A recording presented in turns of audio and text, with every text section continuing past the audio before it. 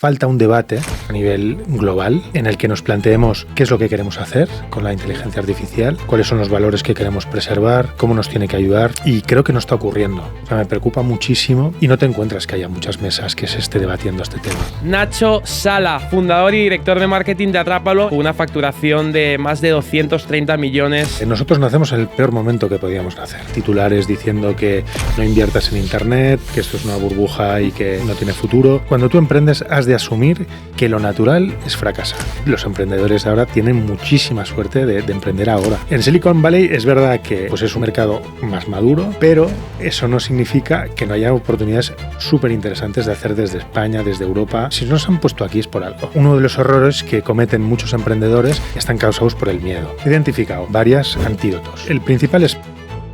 Muy buenas, comunidad Club del 1%. Hoy tenemos un mega podcast. Aparte nos ha pillado Madrid lloviendo. Make it rain, que dicen. Y tenemos un invitado realmente estelar.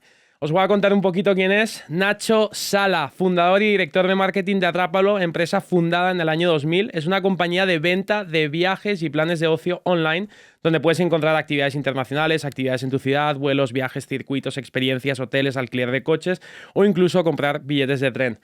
La firma emplea cerca de 300 personas, opera en Europa, en Latinoamérica, con una facturación de más de 230 millones anuales y con picos de facturación de hasta 340 millones de euros al año. Fundada en el año 2000, muchísimo recorrido, habéis estado, seguís estando, eso realmente la estadística que ahora veremos es muy difícil. Nacho, todo un placer y más yo siendo marketer en vena, te llevo siguiendo mucho todo el recorrido, todo lo que has construido. Muchísimas gracias por estar aquí hoy con nosotros. Gracias a ti por invitarme. Yo quería empezar un poco con tus comienzos en este maravilloso mundo del emprendimiento, pero si te puedes remontar, digamos, a tu infancia, incluso qué tipo de perfil a nivel niño eras, ¿te gustaba construir cosas o cómo fue tu camino? Pues era un niño inquieto, con capacidad de asombro muy grande, que yo creo que es esencial para un emprendedor, en el que te abres al mundo sorprendiéndote de la belleza, de las cosas que hacen bien otros y cuestionándote también pues, cuál es tu lugar en el mundo y cuál es el regalo que quieres dejar. Estas preguntas no me las hacía cuando era tan pequeño, pero sí que había una actitud de investigar, de probar y la verdad es que todo cambió un poco cuando llegó a casa un Commodore 64, que no sabes ni lo que es. Un ordenador, imagino. No lo sabes. Era un ordenador con 64K. Ok.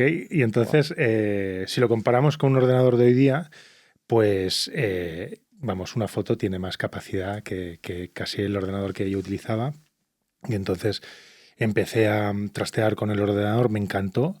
Y compraba revistas, hacía programas y bueno, y por ahí empecé un poco pues, a trastear con las nuevas tecnologías. Y todo cambió porque antes de ese acontecimiento de que llegase ese Commodore 64, perdón, ¿qué querías ser o cómo fue ese cambio, esa transición cuando llega ese? Sí, o sea, inicialmente yo me veía pues haciendo temas relacionados pues con el arte, incluso con la escultura. Me preguntaban qué quieres ser de mayor y decía estatuero, porque me encantaba el mundo que me rodeaba y quería plasmarlo de alguna manera y reinventarlo. Y tenía esa inquietud pues artística que también pues la dirigía pues por el dibujo, por óleo, pintura. Los mejores momentos que he vivido en mi vida ha sido con mi padre pintando juntos. Wow. Y cuando llegó el ordenador hubo como una síntesis, ¿no? Es decir, qué interesante todo esto que me estoy planteando, que quiero reinterpretar y que quiero aportar con las nuevas tecnologías, que me pueden ayudar a construir algo mucho más, pues no sé, radical o... Sí. O distópico, no sé. Qué bueno. ¿Y cómo ese camino en donde, obviamente, colegio, universidad, luego llegaste a estar trabajando en otra empresa o Atrápalo fue fue el emprendimiento? ¿Cómo fue esa...? No, mira, yo, de hecho, me planteé, bueno, qué futuro profesional quiero hacer, entonces yo empiezo diseño industrial, empiezo al mismo tiempo derecho y acabo pensando, bueno, te vas a dedicar a los ordenadores, pero desde el punto del derecho, y vas a ser un gran abogado de todas las nuevas tecnologías, etcétera. Wow. Y entonces acabo la carrera y tengo la suerte de ir a un máster en Mallorca, que solo admitían a 6 alumnos, y lo encontré pues en el centro de investigación de másteres extraños, y entonces aparecí por ahí, me admitieron, y dentro del máster tenías la oportunidad de irte a Palo Alto. Entonces Palo Alto Wow. no se conocía, no se sabía lo que era. Estamos hablando Palo del año... Alto es Silicon Valley por Silicon Valley, contexto, sí. ¿no? Estamos hablando del año 97. Aquí no se sabía lo Oh. que era Internet y entonces veo una revolución que en España todavía no ha llegado, ¿no? Estamos hablando de la época en la que el navegador más conocido se llamaba Netscape, Sí. que tampoco creo que lo sepas. Por alguna investigación ¿alguna relacionada con investigación? Steve Jobs y nada, le llegaba a ese nombre, pero no. Entonces yo me acuerdo que llamaba a España y decía, aquí las marcas de coches se anuncian con las 3 Ws. Y me decían, ¿qué son las 3 Ws? Wow. Y decían, "No, la URL que ponen pues, en las páginas web". Sí. Bueno, estamos hablando de una época como muy exótica, entonces empiezo a trabajar en Grupo Intercom y tengo un mentor extraordinario, que es Antonio González Barros. Y Antonio González Barros tiene metido en vena la emprendeduría. Y bueno, y de ahí han salido un montón de negocios, de Infojobs, Softonic, bueno, etcétera, ¿no? Qué bueno. Y con ese caldo de cultivo de ese micro Silicon Valley de Antonio, que montó pues hasta 40 proyectos, llegó a acelerar, pues ahí nace el germen de que hay que montar un proyecto. Quedo con los que hoy son mis socios en un bar, en el Bar Marcel de Barcelona, y decidimos emprender. Wow. O sea, es tan magnético como dicen en inciso Silicon Valley. El ir ahí, o sea, en esa época, imagino, en 97, ¿no? Que estaba Apple en auge, Microsoft. O sea, notaste que... Había una energía espectacular, sí, sí. Qué guay. Sí, sí, una energía que se te contagiaba y que decías, bueno, aquí está ocurriendo algo muy grande, no sé el qué, pero porque no acabas de dimensionar un poco de qué va esa revolución, pero cuando llegas aquí dices, tenemos que hacer algo porque también tenemos nuestro rol, ¿no? Claro. Luego te preguntaré más adelante, que vamos a hablar sobre ecosistema, networking. Haré alusión a esto de Silicon Valley, pero ahora quiero seguir la línea. Te llegan esas ganas de emprender, acelerado por esta figura, como es la fundación de Atrápalo. Inicialmente, ¿qué era Atrápalo? ¿Sigue siendo lo que inicialmente era? ¿Habéis pivotado? ¿Cómo fueron esos inicios? Lo pongo en contexto. Nosotros nacemos en el peor momento que podíamos nacer, porque acaba de estallar la burbuja.com. Sí. Internet es un fiasco, todos los periódicos llenan titulares diciendo que no inviertas en Internet, que esto es una burbuja y que no tiene futuro, y nosotros vamos ahí con nuestro laptop enseñando nuestro proyecto a los potenciales inversores diciendo que queremos montar nada más y nada menos que una agencia de viajes online en el que además tenemos ambición para estar en todo el mundo, etcétera. Y la respuesta que obtenemos es, oye, parecéis buena gente, pero llegáis tarde. Wow. Entonces, del business plan inicial que nosotros habíamos calculado, pues una inversión X, pues conseguimos esa inversión dividida entre 10, entre familia y amigos, que fueron los que apostaron por nosotros, y algún emprendedor que dijo, bueno, va, démosle una oportunidad a estos chavales. Y el 29 de mayo del 2000, pues fuimos al notario, inscribimos a Atrápalo y empezamos ahí un poco la aventura. Joder. Wow. O sea, imagino, qué curioso, ¿no? Y a lo mejor algo similar está pasando ahora con inteligencia artificial, que se piensa que es un boom, pero a lo mejor queda muchísimo recorrido. ¿Cómo fueron esos primeros clientes? ¿Cómo fue conseguir los primeros clientes? Siempre lo pregunto, esos primeros 1000 clientes, digamos. ¿Qué tipo de estrategia utilizasteis? Que imagino será distinta a la otra. Pues primero, a ver, el cliente que necesitábamos primero era el inversor. Y entonces un ejercicio que es interesante que hicimos fue demostrarle que como el contexto era tan desfavorable, dejábamos los trabajos, y ya estamos casados, algunos de nosotros con niños, etcétera, y con gastos fijos.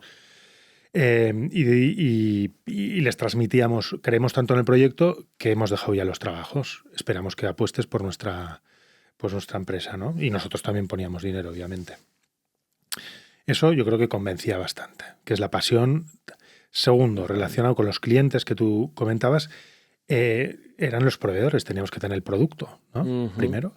Y entonces íbamos a los proveedores y uno de los inversores nos dijo, mira, yo invertiré si me demostráis que tenéis proveedores convencidos en vuestra solución y quiero que me traigáis contratos de potenciales proveedores. Y pues ni cortos ni perezosos, pues nos fuimos a los proveedores, les enseñábamos la maqueta de lo que iba a ser el portal y decíamos, si alguna vez existimos, tú pondrás tu producto en nuestra web. Y decía así, oye, ¿te importa firmar este documento?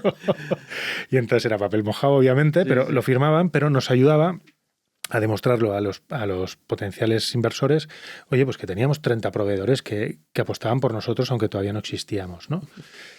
Y luego, respecto a tu pregunta de cliente final, cómo los conseguíamos al principio de todo, pues obviamente pues no teníamos presupuesto de marketing. La verdad es que ha sido una tónica a lo largo de estos 24 años. Antes lo hablábamos aquí con los compañeros de la agencia. Y pues poniendo un poco más ingenio que dinero. ¿Y cuál era nuestro principal activo? Pues la base de datos. Entonces, tuvimos la suerte de encontrar la oportunidad en el mercado de que existía una gran necesidad de promoción de productos relacionados con el tiempo libre. Okay. Por ejemplo, entradas. Nos encontramos un proveedor de entradas que esa noche iba a tener un estreno, iba a tener casi más gente en el escenario que en platea. Y entonces nos llamaba desesperado, diciendo, oye, haced lo que sea, pero necesito llenar. Entonces, con esas entradas nosotros hacíamos un envío a la base de datos. Esta noche tienes un plan, te vas a resultar más caro quedarte en casa. Les llenamos el teatro. Tenía una primera experiencia de comercio electrónico, aunque las entradas estaban regaladas. Y eso nos servía como excusa para captar su correo y luego convencerle de que el fin de semana se fuera a un hotelito con encanto con nosotros, porque éramos tan buena gente que habíamos conseguido que fuera pues a un espectáculo pues muy bien de precio y luego pues podía disfrutar con nosotros pues de unas vacaciones. Wow, qué curioso. Muy curioso ese embudo y la importancia, lógicamente, de la base de datos. En pequeño paréntesis también, ¿crees que ese tipo de estrategia puede seguir aplicándose? O sea, estamos hablando años 2024, ¿se puede seguir aplicando el email marketing o cómo lo harías? Sí, yo creo que hay elementos que son comunes a todas las épocas y es, por ejemplo, pues la curiosidad. El cliente es curioso por naturaleza. Entonces, si tú eliges una idea interesante en la que haces partícipe a la mitad de la base de datos de una solución y a la otra mitad de la base de datos de una pregunta y las lanzas, se genera un buzz y se genera pues el germen de una campaña fantástica que responde, por ejemplo, a una de las primeras que hacíamos, que era el viernes a las 7 de la tarde en la plaza tal, si lo ves, atrápalo. Y a la otra gente le decíamos que sepas que el mail que acabamos de enviar es porque si ves a un tío vestido de rojo, atrápalo porque tiene pues entradas y tiene hoteles y todo gratis para ti. Y no era tan importante que apareciera la gente en la calle como poner una cámara que explicara lo que estaba pasando en la calle. Y luego aumentar el buzz comunicando al resto de base de datos qué es lo que estaba pasando en la calle sin decir qué es lo que estaba pasando en la calle. Efectivamente, sí. El street marketing, que al final vale más la pieza audiovisual muchas veces que el in situ. Y nada. Bueno, imagino que la base de datos de ahora de Atrápalo está bajo llave encriptada con millones de usuarios. Voy a ir también hacia los aspectos, un poco errores a lo mejor que cometisteis en esos primeros años de emprendimiento para aportar a los jóvenes emprendedores que están ahora a evitar que no los cometan. ¿Cuáles crees que fueron esos errores? Pues mira, un error fue, por ejemplo, abrir algún país sin estar presente físicamente, o sea, sin abrir oficina.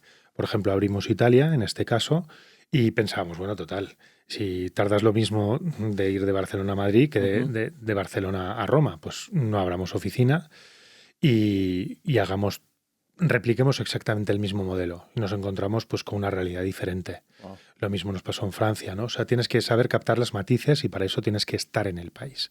Tienes que tener oficina en el país, mejor si tienes un country manager del país que sabe decirte, no, pero esto funciona muy bien en España, pero es que en Italia hay este matiz que no te va a funcionar. Y lo mismo en Francia, ¿no? Son dos mercados en los que salimos, estuvimos varios años, invertimos dinero y tuvimos que cerrar porque no lo supimos hacer. Claro. Sí, sí. Lo de el ojo de, ¿cómo es? El ojo del dueño engorda al ganado. A veces hay que estar presente físicamente. Y más allá de errores del negocio, ¿cuáles crees que son los típicos errores de novato que tienen los emprendedores o que has identificado en el ecosistema que siempre se cometen los mismos? Esa fórmula. Pues mira, que lo tenía suele- preparada esta Vale, sí, respuesta, nice. porque es un pelín larga, porque más que errores, es algo que pasa mucho en los emprendedores. Yo hablo con muchos emprendedores porque también mentorizo proyectos y es una de las cosas que más me gusta, dedicar tiempo a los emprendedores, y me encuentro el problema del miedo. ¿eh? Entonces, uno de los errores que cometen muchos emprendedores están causados por el miedo. Entonces, he identificado varios miedos y varios antídotos. Bien, ¿Te bien. parece? Me ¿Sí? gusta, me gusta. Vale, pues venga. Por ejemplo, el principal es miedo al fracaso, ¿no? Oye, pues cuando tú emprendes has de asumir que lo natural es fracasar, ¿vale? O sea, vas a emprender y tienes que asumir que un porcentaje muy pequeño de empresas van a triunfar y un porcentaje muy grande de empresas van a fracasar. Bueno, no pasa nada, vas a aprender en ese... Sí, pero vale la pena hacer un ejercicio de realidad. Claro. ¿eh? Y es un proceso de aprendizaje, lo que estás iniciando cuando empiezas a emprender. O sea que el antídoto es asumir el fracaso, no pasa nada. Segundo, el miedo a no dar la talla ante el reto. ¿Seré capaz? ¿Tendré los suficientes talentos? Ostras, yo sé que soy muy bueno en esto, pero soy fatal en el otro. Oye, pues lo importante es el adagio este clásico: conócete a ti mismo, conoce tus límites y sobre todo aprende a compartir y asóciate con otros que complementen tus talentos.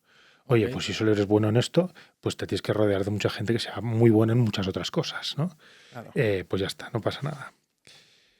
Otro error que se provoca por culpa del miedo es elegir mal los compañeros de aventura, ¿no? Ujú. Yo creo que es fundamental, antes de emprender, dedicar tiempo a hablar y a conocer las motivaciones, los valores y el propósito de por qué lo están haciendo. Es fundamental porque el proyecto se la juega en la ejecución y tiene que ejecutar pues, el equipo que has elegido en el momento del emprendimiento, y para eso necesitas saber cuáles son los resortes que mueven a la gente a ejecutar de una manera o de otra, ¿no? Luego sigo. Miedo a que la idea no sea suficientemente buena. Pues el antídoto es compartirla con 10 personas que tú respetes. Y luego, otro miedo que hay es a que te roben la idea, ¿no? Esto me he encontrado, que a los 5 minutos de estar con un emprendedor y decir, oye, ¿te importa firmar este documento? ¿Por qué? Es que te voy a contar una idea tan genial que no vas a poder hablar de ella en el resto de tu vida. Y tú dices, bueno, pues vamos mal. Quiero decir, lo bueno es compartirla y concentrarte en ejecutarla excelentemente. Exacto. Y de la manera más rápida posible. Pero si te copian, como decía el emprendedor, bueno, emprendedor ya es súper empresario de Pronovias, que decía que estaba harto de que le copiaran todos los diseños de Pronovias en China, y decía, bueno, ya es un halago. Ya a este nivel ya es un halago que todo Oriente me copie, ¿no? Y el último es si soy demasiado mayor para emprender, que a veces me encuentro con emprendedores que dicen, si tengo 40 años, ¿qué voy a emprender? Yo 50. Oye, pues el fundador de Kentucky Fried Chicken, el coronel Harlan, a los 62 años emprendo. O sea que venga, adelante. Sí, no hay excusas. Oye, se me vienen un par de preguntas. ¿Cómo has hablado de la importancia del talento? ¿Cómo fue esa fundación de Atrápalo? Has hablado de que los emprendedores tienen que ser dispares. Muchas veces solemos emprender con el que tenemos al lado, que muchas veces suele pasar que son perfiles similares. ¿Cómo fue esa fundación de Atrápalo a nivel perfiles? ¿Cómo fueron esos primeros empleados? ¿Cómo hicisteis ese recruitment? Pues mira, el primer empleado fue un programador, porque uno de los errores que también cometimos al principio fue en subcontratar una empresa de programación. Craso error, la programación la tienes que controlar tú. Y entonces pues contratamos a un programador que nos duplicaba el sueldo y más, y rehizo toda la programación que nos la habían hecho externa, porque en el momento que nos dimos cuenta de que había un error pues, en el buscador de vuelos y dependías de que alguien descolgara el teléfono para subsanar el error, estás perdido, ¿no? Y entonces, el core técnico tiene que estar dentro del proyecto y lo tienes que controlar tú directamente. Luego el resto del equipo pues fue por propósito, ¿no? Nosotros sabíamos vender muy bien que estábamos montando un proyecto en el que queríamos que la gente disfrutara de su tiempo libre, que es muy importante tenerlo claro y escrito, el propósito, porque sobre eso pivota todo lo demás, todos los valores, toda la cultura de empresa, etcétera. Y eso es lo que al fin y al cabo luego sirve para atraer talento a la empresa. Si tú eres capaz de transmitir eso, entonces, por ejemplo, en el caso de Gloria al principio, pues estamos buscando un copy que nos ayudará pues, a hacer los mails y tal. Y nos llega una chica que con un mail súper bien escrito y le decimos, oye, felicitándonos por el proyecto. Le dijimos, oye, ¿no te quieres venir a trabajar aquí? Porque escribes súper bien. Me dice, a ver, yo soy profesor de matemáticas, estoy en la Facultad de Sevilla, mi vida no es ser copy, pero bueno, este verano te vendré a ver. Nos vino a ver en verano y acabó entrando en Atrapalo. Lo dejó todo y tal. Luego, como era una mujer muy inquieta, pues luego ha montado su propio proyecto, cosa que me alegro. No. Pero bueno, yo creo que es esa, ¿no? La clave. Qué bueno. Los ex Atrápalos que ahora montan. Bueno, ahora luego te preguntaré también cómo se fomenta el ecosistema también dentro de la empresa. Pero quería también preguntarte cuáles crees que has identificado que son los patrones de éxito o lo que os ha propulsado a vosotros, pero más en global, algo replicable para todo proyecto de emprendimiento empresarial que tenga éxito. ¿Cuáles crees que son esos patrones? Pues yo creo que tener muy claro el propósito, estar muy enfocado, saber que ese propósito y ese enfoque responde a una necesidad que va a ser sostenible en el tiempo, ¿vale? O sea, okay. Esa solución que tú das, tú dices, bueno, primero, esta solución a quién pues mejora la vida y ese grupo es un grupo escalable, lo podré replicar en otros mercados a otra escala y luego esa ventaja competitiva que yo tengo con un modelo de negocio claro, tiene que haber un negocio claro, que haya alguien dispuesto a pagar, pues que sea sostenible en el tiempo, que eso lo puedas defender a lo largo del tiempo, ¿no? Hay otros modelos de empresas que han tenido mucho éxito que su fórmula ha sido, oye, vamos a hacer crecer muchísimo el negocio, nos despreocupamos de hacerla rentable y la vendemos a alguien que ya la monetizará. Bueno, es una fórmula que yo no me gusta, pero que respeto, porque han habido muchas fórmulas de éxito en España y en Estados Unidos que han funcionado así. Yo prefiero la fórmula de, oye, generar valor, hacerlo sostenible en el tiempo, llegar al punto de equilibrio cuanto antes y hacerlo duradero. Empresa sana. Sí. ¿Cómo ves eso en realidad? Hoy en día efectivamente se ha puesto un poco de moda el montar una empresa que su ciclo de vida sean 5 o 7 años, luego venderla a un grupo, exit o IPO, pero sobre todo el emprendedor incluso dentro del mapa de ruta se enfoca en el exit, porque creo que también es algo que buscan los fondos, los inversores, todos los stakeholders que están detrás. ¿Cómo ves eso y cómo vosotros desde que fundasteis Atrápalo teníais claro que era proyecto de vuestra vida largoplacista o qué opinas sobre esta? A ver, hay que tener en cuenta el contexto del mercado. El mercado es muy rápido y las ventanas de oportunidad se abren y se cierran y eso es algo que hay que tener en cuenta. Entonces, yo entiendo que hay negocios que tengan a lo mejor una vida de 3 años, 6 años, 10 años, pero porque la ventana de oportunidad a lo mejor está ahí. Y luego, pues, todos los mercados que son nuevos tienden a la concentración. Y entonces acabas sobreviviendo muchas veces fusionándote con gente que tiene más capacidad económica o más músculo financiero o tiene más red o lo que sea, ¿no? Entonces yo creo que no hay fórmulas buenas y malas, pero si hay una filosofía de hacer las cosas bien, con sentido, generando valor y no buscando el éxito rápido y la cultura del usar y tirar, pues yo creo que las cosas en general van mejor, porque estás construyendo una cultura a medio plazo, estás generando unos valores a medio plazo, la gente puede montar su vida también pues, a una perspectiva de 10, 15 o más años.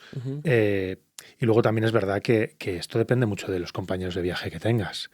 O sea, si en vez de mis socios, nos llevamos de maravilla y compartimos los mismos valores y la misma filosofía de vida, que también es un estilo de vida el que quieres, que esto es muy importante, decir, bueno, queremos tener una familia, queremos ir a ver los partidos de fútbol los fines de semana, queremos luego descansar tranquilamente y poder hacer vacaciones. Todo esto es combinable y se tiene que hablar. Y es lo que al final acaba conformando la cultura de una empresa y que sea de una forma o de otra. ¿Y qué es o sea, por ejemplo, la inquietud, yo creo, de los jóvenes emprendedores por buscar ese éxito es porque se aburren mucho, porque vivimos en una era de inmediatez?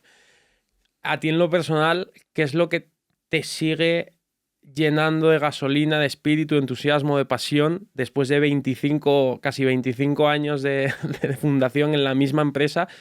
¿Cómo utilizas o qué es lo que te sigue dando esas ganas de despertarte por la mañana entusiasmado de llegar a la oficina? Mira, vivimos una época apasionante. Entonces, si mantienes tu actitud de querer aprender y seguir asombrándote, que lo hablamos al principio, ¿no? Sí. Y de asombrarte sobre todo lo que ahora nos viene con la inteligencia artificial, con ese mix entre tecnología y salud, con todo el tema de las nuevas energías, con blockchain, bueno, todo lo que hay, que es increíble. O sea, estamos viviendo una época que somos unos afortunados. Es muy difícil no estar motivado y decir, oye, ¿cómo esto lo puedo de alguna manera trasladar a mi día a día? Y ayudar a otros emprendedores a que encuentren su clave para llevar a cabo sus sueños, ¿no? Totalmente, totalmente.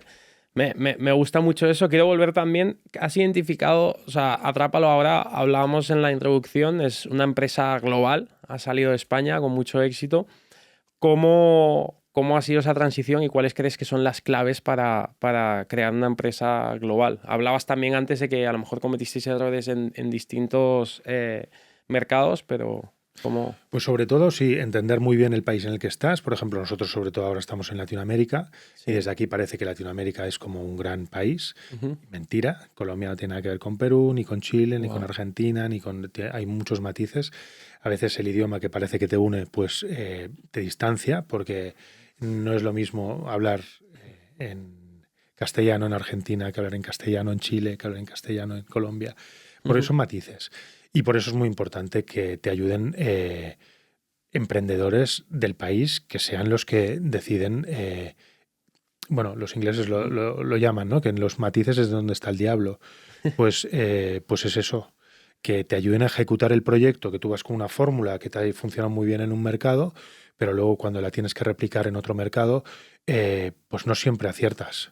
Y yo creo que es fundamental el tener pues esos aliados en esos países que conocen al 100% la cultura. Y luego tener gente pues que también que te ayude pues a aterrizar en un país con una idiosincrasia, una moneda y que te pueden orientar. Bueno, mentores, ¿no? Tener mentores también en esos países. ¿Y estas figuras cómo se encuentran? ¿En LinkedIn o pues tienen muchas algún veces nombre? sí, muchas veces sí. O sea, haciendo networking de gente interesante, que de alguna manera pues dices, bueno, pues vamos a hablar sobre mis intereses y muchas veces me hablabas antes del networking, ¿no? De lo importante que es. Bueno, pues yo creo que no es tanto un networking dirigido porque yo estoy con este negocio y solo voy a generar conocimiento de gente que está en mi mismo sector. Muchas veces es un networking un poco más amplio, que tenga que ver pues con tus hobbies, con tus inquietudes, con cosas que no tengan nada con temas altruistas y sobre esa red de intereses que forman parte de toda tu esencia, se generan oportunidades mucho más ricas muchas veces que puedes llevar a tu sector, ¿no? ¿Y tú bueno, por profundizar un poquito más en el tema del networking, has estado en Silicon Valley, estás ahora mismo en Barcelona, que es como el Silicon Valley español, ¿no? El pequeño hub de emprendimiento. ¿Cómo ves España en general a nivel ecosistema empresarial? ¿Crees que hay un buen ciclo de networking? ¿Ha evolucionado en los últimos años? En el 2000 había gente, habían eventos, había movimiento. No, la evolución ha sido increíble. Sí. Desde el 2000 hasta ahora, yo creo que los emprendedores de ahora tienen muchísima suerte de emprender ahora, porque hay muchísimas más oportunidades, muchísima más formación, tanto online como offline, muchísimo. Bueno, es que ya se ha generado Pues un círculo virtuoso que empezó en Silicon Valley, ¿no? En Palo Alto, que es que emprendedores de éxito que han hecho sus exits y que vuelven a hacer, pues volver a emprender y mentorizar nuevos proyectos, y se genera ese círculo virtuoso en el que unos alimentan a otros, ¿no? Y ya son emprendedores, pues en algunos de ellos en serie, ¿no? Que han tenido varios exits. Y eso genera una cultura, una energía súper interesante que está ocurriendo en España y que hay que aprovecharla. Que bueno, nunca lo había pensado así, pero sí es verdad que el emprendedor que hace el exit normalmente es para luego invertir en otros proyectos de otros emprendedores. Es como que el dinero va en ciclo. Es que además bueno. no lo puede evitar. Sí, de verdad, sí. no lo puede evitar porque es lo que quiere y sabe hacer y quiere tener su propósito, lo tiene muy claro, que quiere impactar positivamente en el mercado, en el mundo, y entonces muchas veces les pasa a los emprendedores que tienen más ideas que posibilidades de llevarlas a cabo. Y entonces, ¿qué hacen? Pues invierten en otros emprendedores que las quieran llevar a cabo. ¿Y crees entonces que no es necesario estar en Silicon Valley para cambiar el mundo? En absoluto. ¿Y por qué? En absoluto. En Silicon Valley es verdad que pues es un mercado más maduro, mucho más duro, y que a veces, pues si te suena la flauta, te suena la orquesta entera, ¿vale? Pero eso no significa que no haya oportunidades súper interesantes de hacer desde España, desde Europa, desde el sitio donde nos han puesto. Y además, si nos han puesto aquí es por algo. O sea, tenemos que impactar aquí y generar riqueza donde estamos plantados. ¿Cómo ves la imagen del empresario aquí en España, a diferencia de otros países? Yendo a lo que acabas de decir, sí que es verdad que tristemente mucho talento emprendedor se va pues ahora a Dubái, Singapur, también Silicon Valley, otros países y no se quedan aquí. ¿Cómo ves esa imagen del emprendedor en España y qué crees que debería cambiar o si no debería cambiar, pues... No, tienen que haber más empresas, tienen que haber más emprendedores que construyan proyectos interesantes aquí en España para que ese talento que se ha ido vuelva. Vale. Es fundamental, o sea, no se vale llorar y es que se ha ido y tal, no, pues montemos una empresa que valga la pena aquí y atrevámonos a hacer cosas interesantes y audaces que muchas de ellas a veces emprendedores de éxito de otros países lo que han hecho es ir a Estados Unidos, ver qué es lo que está funcionando, ir a Asia a ver lo que está funcionando, traerlo aquí, que muchas veces tampoco se necesita mucho más. Otras veces sí, pero...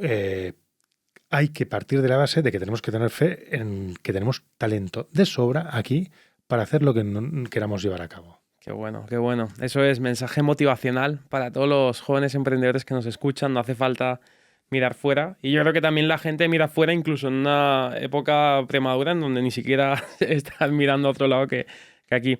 Voy a leer una data y quiero volver al business.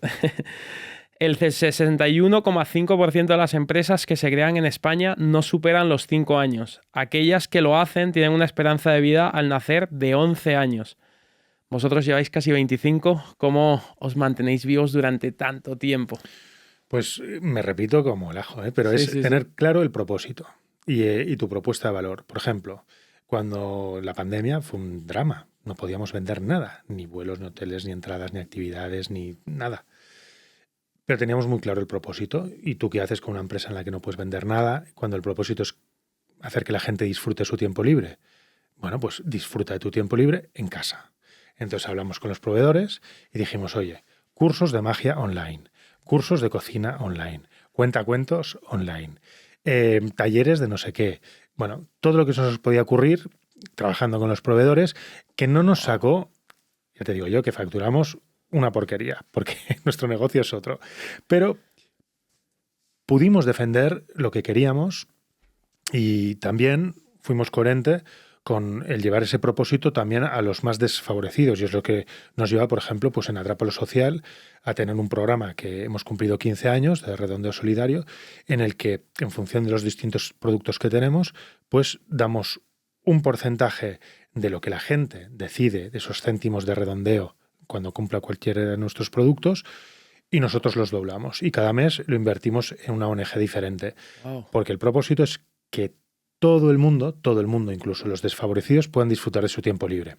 Y entonces conseguimos pues esos productos sociales para niños enfermos o para gente mayor o para lo que sea, ¿no? Y bueno, yo creo que ese propósito es el que mantiene, cohesiona un equipo de gente que no se te va. ¿Cómo encuentras ese propósito? ¿Es sentándote y escribiendo? ¿Es haciendo brainstorming? ¿Cómo va ese proceso? O sea, como un emprendedor más prácticamente puede encontrar el propósito. Y es más, ¿qué piensas en muchas veces empresas se ven forzadas, inician con un propósito y luego a pivotar porque a lo mejor no genera suficiente caja? ¿Lo ves positivo o crees que uno debe ceñirse a Yo esa creo visión? que es tener muy claro cuál es la necesidad que quieres cubrir. Por ejemplo, yo te podría decir, yo vendo viajes o mi propósito es que la gente disfrute su tiempo libre. Claro, ahí ya te ayuda a pivotar. Ujú. Si tienes muy claro ese propósito trascendente, de decir qué impacto quieres tener en el mundo, ¿vale? Entonces te puede servir un montón de modelos de negocio diferentes y de productos y servicios diferentes para conseguir ese objetivo. Ujú. Qué bueno, qué bueno. Sí, pensar en grande y en global sí, sí, pero mantenerse ceñido a un propósito yo creo que es fundamental. ¿Y cómo manejasteis también ese crecimiento, a lo mejor en algunos picos de año, de escalabilidad, de cómo se maneja también el crecer mucho desmesuradamente a veces, ¿no? Bueno, cuando la empresa ves que va bien, pues hay que poner gas a fondo. Si las cosas están saliendo, si las ratios de conversión son buenos, pues tienes que meter dinero porque aquello está funcionando. Las velas se tienen que hinchar de viento favorable y entonces ganas un montón. Pero también tienes que tener la agilidad de cuando vienen mal dadas, ser capaz de controlar muy bien los costes. Y ser radical en eso. Decir, oye, no se puede estirar más el brazo que la manga, no podemos gastar este dinero, pues venga, aquí hacha, sufrimos Ah, todos, pero no entrar, que es una pena porque a veces en algún emprendedor has visto negocios fantásticos que por haberse metido en una dinámica de inercia, en el falta de control de los costes, no pueden parar esa inercia y se pegan la castaña. qué bueno. Esa es mi gran lucha con el CFO que tenemos ahora, que quiero todo el marketing y hay otros, pero sí que es verdad que hay que mantener muy bien esa caja. Bueno, a nivel práctico, no me gusta tanto hablar de dinero, pero sé que llama la atención. Picos de facturación de casi 350 millones al año. No sé si habéis llegado al billón en histórico. ¿Cómo se gestiona tanta caja y cómo se suele distribuir? ¿Es todo a venta, tal cual, marketing, captación? ¿Cómo? Cada unidad de negocio tiene que ser sostenible por sí misma. Ok. No sirve a que porque aquí gano mucho dinero, pues aquí pierdo mucho y en global la foto sale bien, sino cada uno tiene que ser capaz de generar dinero para ser sostenible y lo máximo posible. Cada unidad tiene que ser lo máximo rentable posible y llegar hasta su máximo de facturación y de rentabilidad. Y yo creo que esto genera pues una empresa sana. Y por eso hay negocios, por ejemplo, habíamos estado en restaurantes que lo tuvimos que cerrar porque no era rentable. Vale. Y aunque era un producto que nos apetecía muchísimo tener, pero no era rentable y lo tuvimos que cerrar. Claro, sí, sí, también tener la capacidad de cierre y rápido es importante, volviendo a lo que decías antes de asumir la realidad de que el negocio es el negocio. Y luego, que me hablabas del marketing, Sí, diferenciar dos tipos de marketing. El marketing muy enfocado a ROI positivo, ok. ¿vale? O Eso me sea, interesa. yo Vamos a hablar. invierto mucho aquí, pero tiene que ser a ROI positivo. Cada euro que yo invierto sé que lo puedo asumir porque eso me genera 1,5 euros y entonces los números salen. Y luego el marketing que inviertes en branding, Eso que es es. a medio plazo, que es también muy necesario porque, mira, una de las preguntas que nos hizo Tiger, porque tuvimos un inversor que entró en el 2008, que compró parte de la compañía, y una de las preguntas que nos hizo fue esa: ¿qué dependencia tenéis de Google? Y como le pudimos decir que el 60% eran visitas directas, invirtió en nuestra empresa. Wow. ¿Y eso con qué se consigue? No solo con marketing táctico de ROI positivo, sino con branding, en el que generas una marca que a la gente pues, le gusta, le apetece, generas los valores y generas ese marketing directo, visitas directas que son tan sanas. Vamos a hablar un poquito de marketing porque no me puedo ir sin hablar. Bueno, por contexto, Tiger es uno de los fondos de inversión más importantes a nivel global. ¿Mm? Eh, vamos a hablar de esto porque me parece muy interesante. Cómo vosotros medís. Yo he tenido también, bueno, sigo teniendo agencia de marketing y siempre lo más difícil era la capacidad de justificar un coste, atribuirlo al retorno de inversión largoplacista e inmedible muchas veces, porque ¿cómo mides eso? ¿Vosotros cómo consideráis que medís el branding, la imagen de marca, la relevancia? O sea, tiene un peso la marca Atrápalo, imagino, o sea, tiene un valor, que no es solo facturación y proveedores, ¿no? Y base de datos, sino cómo se pueden llegar a medir eso. Con visitas directas, o sea, Sí. el concepto de visitas directas, que es la gente pues que viene directamente a tu página web.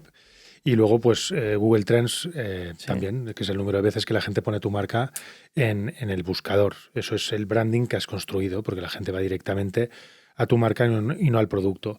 Y lo otro, pues, es lo que te decía antes, marketing de ROI positivo, en el que lo que haces son campañas de producto y vas a buscar, pues, esos ratios de conversión, CTRs, etc. Sí. ¿Qué ingredientes debe tener toda campaña de marketing exitosa? Pues, a ver, sobre todo, o sea, que tenga éxito es que, bueno, que lo que hayas invertido justifique el retorno que tienes. Esto a corto, medio y largo plazo, ¿no? Eso para mí es un éxito. Que a veces lo tienes que medir al corto plazo porque es, oye, la campaña inmediata que estás haciendo, o a 3 años vista porque has construido una marca pues notoria, etcétera, ¿no? Yo creo que los ingredientes para que tiene que tener una creatividad alineada con tus valores y con tu propósito, tiene que generar pues un cierto diálogo, engagement o lo que sea. Pero yo sobre todo para contestar a esta pregunta bien, os recomendaría que os leyerais los libros de Daniel Solana, que es uno de los inspiradores de la marca Atrápalo, es uno de los constructores. De hecho, cuando no teníamos dinero, lo que hacíamos era, como no podíamos contratar una agencia potente de publicidad, pues invitábamos a Daniel a comer y entonces él se dejaba invitar y nos iba regalando esas perlas que nosotros luego por la tarde aplicábamos directamente, como, oye, cuidar bien la base de datos, cuidar muy bien el tono de la marca, los copies, todas estas cosas que, por ejemplo, Steve Jobs lo tenía tan claro, de que los productos tienen que ser bonitos. Pues yo creo que las empresas tienen que tener copies bien redactados, bien elegantes. O sea, menos es más, bueno, toda una serie de historias. Pues todos los libros de Daniel Solana, tanto Desorden como Postpublicidad, son, vamos, mis Biblias para contestar a esta pregunta que tú me acabas de hacer. Qué bueno. Pregunta del millón o de muchos millones. ¿Redes sociales o medios tradicionales? Vosotros, como empresa, habéis nacido online, pero imagino que en el año 2000 también mucha relevancia en medios. Yo refiero a medios tradicionales, radio, televisión, prensa. ¿Y cómo ves ahora dónde dividís la inversión? Uno de los conceptos interesantes es más efectivo que comenta Daniel es que vivimos en un mundo de comunicación líquida. Y entonces todo es importante. Todo es importante en las redes, son importantes las relaciones públicas, es importante en offline, es importante el offline, online y offline. Porque todo se retroalimenta. Estás llegando al cliente con un montón de microcanales muchas veces, en los que uno muchas veces tiene que llamar al otro y retroalimentar al otro, ¿no? Entonces, yo creo que no hay un versus, ¿vale? Respondiendo a tu pregunta, yo creo que son añadidos, ¿no? O sea, o canales que se complementan y que va a funcionar muy bien en función del presupuesto que tengas.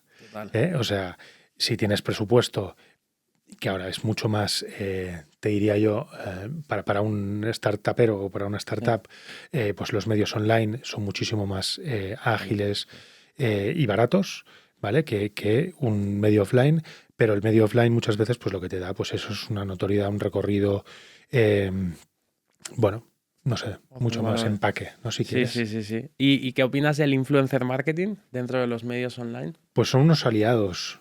Yo creo que ¿Habéis hecho campañas, sí? Sí, hemos hecho cosas con ellos y yo los entiendo como unos aliados que tanto ellos como nosotros estamos aprendiendo, porque aquí todos estamos aprendiendo, y entonces tienes que tener muy claro para qué los quieres utilizar, porque ellos también tienen su línea editorial y a veces pues te puede ocurrir que pues tu producto llevas muchos años diseñando pues una serie de valores, se lo cedes para que el influencer en cuestión pues haga viva una experiencia con aquel producto y a lo mejor pues no está comunicando lo que a ti te apetecería que comunicara, ¿no? Bueno, pues tienes que jugar con eso, ¿no? También, que es una riqueza, aunque tienes que saber controlar cuándo y cómo hacerlo. No te quiero poner entre la espada y la pared, pero ¿el influencer marketing lo ves más para branding o lo ves más para retorno, inversión directo, venta?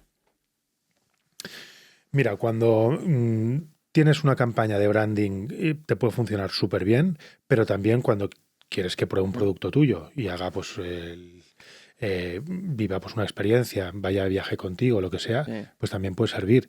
No será inmediato, ¿vale? Porque es verdad que una campaña pues de AdWords es mucho más traqueable y directa, pero te puede conseguir un posicionamiento de un producto que a lo mejor pues te está costando un montón entrar en un nicho determinado y gracias a un influencer, pum, pues ya lo tienes ahí, ¿no?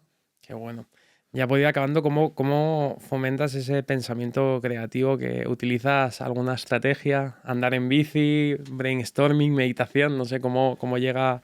No, a ver, yo creo que es fundamental el tener abierto pues esa curiosidad, esa inquietud, ese asombro, que como muy bien tú dices, pues va por tener momentos en tu día en el que meditas, ¿vale? Otros dirán rezar, otros dirán lo que sea, pero creo que es fundamental tener estos espacios en el que está incluido el deporte.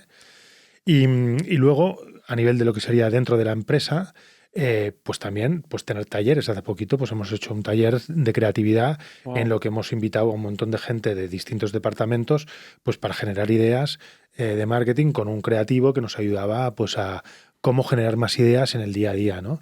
Bueno, aprender. Aprender. Me gusta porque lo hemos hilado a la primera pregunta de la infancia, o sea que a veces es seguir siendo niños, ¿no? ¿Cómo definirías éxito en global y para ti qué es el éxito? Pues mira, yo diría que es estar en paz con lo que tienes y con lo que te habías propuesto y has conseguido. Y asumiendo que a veces pues no habrás conseguido lo que te habías propuesto, pero acoger la realidad que tienes y estar a gusto con lo que eres, ¿no? Yo creo que eso es un éxito.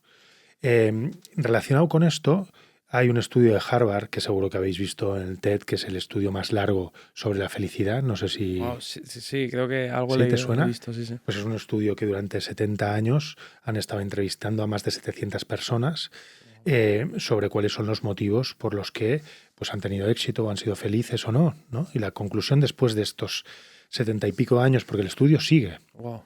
de gente pues, que empezó siendo pobre y luego ha sido millonaria, gente que era muy rica y luego al final la vida le ha ido fatal.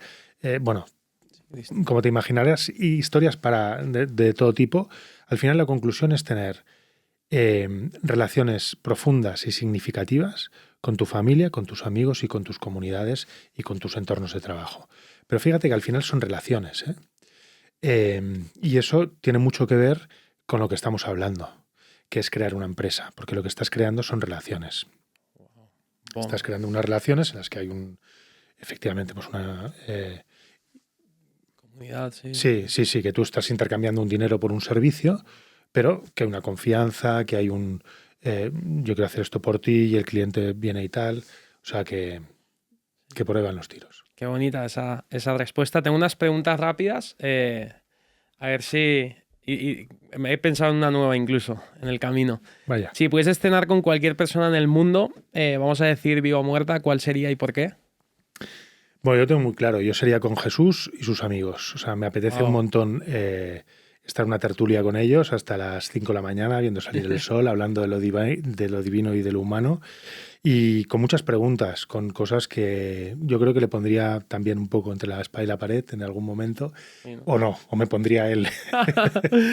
¿Y con qué figura, a lo mejor también histórica, si es la misma igual, y harías una actividad, una experiencia dentro de Atrápalo? ¿Qué actividad sería y con qué figura? Bueno, pues muy probablemente con los que ahora están tirando adelante empresas con tanto impacto con inteligencia artificial. Sí. O sea, me preocupa muchísimo el desarrollo que vaya a haber sobre esto y me gustaría tener una actividad con ellos, pero sobre todo pues para hablar, para entender, para reflexionar. Yo creo que falta un debate a nivel global importante, calmado, en el que nos planteemos qué es lo que queremos hacer con la inteligencia artificial, cuáles son los valores que queremos preservar, cómo nos tiene que ayudar. Y creo que no está ocurriendo. Hay como muchas alarmas, ¿no?, de científicos que firman cartas y tal, pero luego aterrizas en el debate político, social, etcétera, y no te encuentras que haya muchas mesas que se esté debatiendo este tema. Total, wow. Si pudieses ser director de marketing de cualquier empresa en el mundo, ¿cuál sería y por qué? Pues de una de estas empresas. Sí, Clarísimamente. Porque querría influir muchísimo y generar ese debate que te comentaba. Y entonces, y hacer un marketing muy de debate y de socializar. Community driven. Exacto. Sí, sí. La mejor inversión que has hecho en tu vida y la mejor inversión por menos de 50 euros que has hecho en tu vida. Ahora, la mejor, la empresa en la que estoy, Atrapar.com, sin duda. Tanto riqueza pues, profesional, todo lo que he aprendido a lo largo de estos años ha sido un regalo. Y por menos de, ¿cuántos son? 50 euros. 50 euros. 100, puede ser también. Bueno, sí, pedirle a mi mujer que se casara conmigo, que no me costó ni un duro. Y montar una familia, que es lo que tengo, que es bestial. Vale, tenía un mensaje final, pero voy a hacerte dos. Si pudieses lanzarle un mensaje final a los jóvenes emprendedores, una lección que les darías, ¿cuál sería? Bueno, sería lo que hemos hablado antes de los miedos, ¿vale? O sea, revisaría un poco todos esos miedos y esos antídotos y después de revisarlos todos, pues les diría, oye, no tengáis miedo. No tengáis miedo. Y si pudieses darle una lección a un niño, ¿cuál sería? Pues que no pierda su capacidad de asombro. Wow, nice. Ya por finalizar, ¿alguna palabra, alguna frase que lleves siempre contigo para concluir este encuentro? Que gracias. La gratitud ante todo. Oye, muchísimas gracias, Nacho. Un placer y, joder, mil gracias por compartir estos conocimientos con la comunidad de jóvenes emprendedores y seguiremos viéndote. A ti. A por todas. Muchas gracias.